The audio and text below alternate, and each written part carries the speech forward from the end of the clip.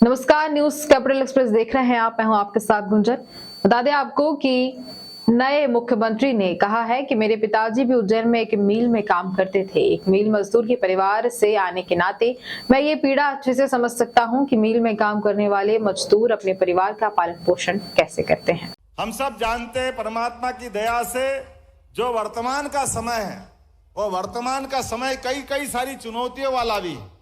और चुनौतियों वाले में एक विषय हमारे अपने बेरोजगारी के दौर में कोई भी नई फैक्ट्री खुलती है तो नई फैक्ट्री खोलने के लिए सरकार ही उसमें नियम बनाती है कि हाँ, हम सरकारी जमीन लीज पे दे देंगे।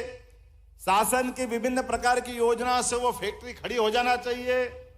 ऐसे कई कारण से वो महत्व देते हैं। लेकिन हम सब जानते हैं कि जैसे हमारी वर्तमान की व्यवस्था खड़ी होती और कोई कारण से फैक्ट्री बंद हो जाती तो सब हाथ खड़े कर देते। मैं इस बात को अच्छे से जानता हूं कि मेरे पिताजी भी मिल में काम करते थे उज्जैन में। मैं भी एक मिल मजदूर के परिवार से आता हूं और मैं वो पीड़ा समझ सकता हूं कि मिल में काम करने वाले मजदूर काम करते करते अपना परिवार पालन पोषण के लिए आगे बढ़ते हैं। और ऐसे में वो फैक्ट्री अगर बंद होने के कगार पे पहुंच जाए तो प्रोविडेंट फंड से लेकर सारे मजदूरों का जो भी कोई देनदारी होगी उस देनदारियों से के प्रति किसकी जवाबदारी होगी। अब फैक्ट्री खुली 1923 में, 60 साल तक ये हुकुमचंद मिल चलता रहा। 4800 से ज्यादा मजदूर उसमें काम करते रहे।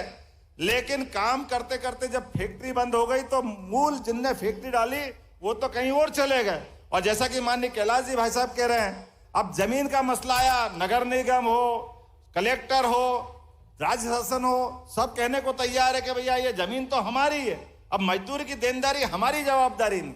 और हाई कोर्ट में मामला उलझा देते। ऐसा कैसा उज्जैन में विनोद विमल मिल का मामला उलझा हुआ था जिसके माध्यम से मैं अपने उस पूरे माहौल को नजदीक से देखा था। तो हमने कहा कि नहीं, ये गलत बात, ये जमीन के माथे, ये सरकार तो वही है ना। पहले हो सकता सिंधिया सरकार हो, होलकर सरकार हो, लेकिन बाद में सरकार बदल गई तो सरकार की जवाबदारी थोड़ी बदल गई। तो सरकार की दृष्टि तो विशाल होना चाहिए।